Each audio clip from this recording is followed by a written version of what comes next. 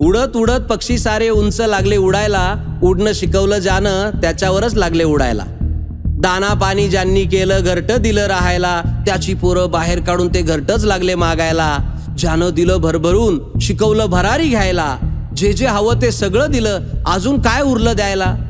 म्हणे आमचा हक्क होता आम्ही त्याचे वारसदार, घरट्याचं अन बापाचं नाव लावाल तर खबरदार. इतकं बळ त्यांच्यामध्ये नेमकं आता कुठून आलं? असंच होतं आधी की कुणी काडी लावून गेलं?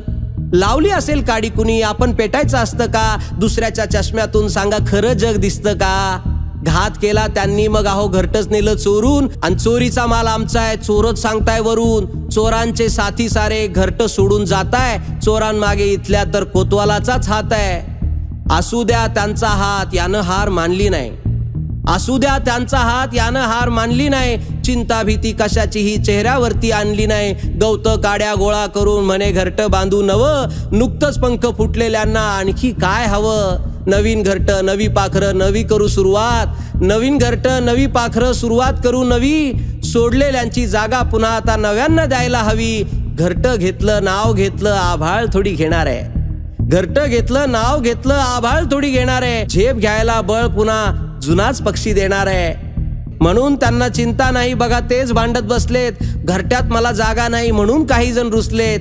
बाकी काही दिसत नाही यांना फक्त स्वार्थ दिसतो, बाकी काही दिसत नाही यांना फक्त स्वार्थ दिसतो.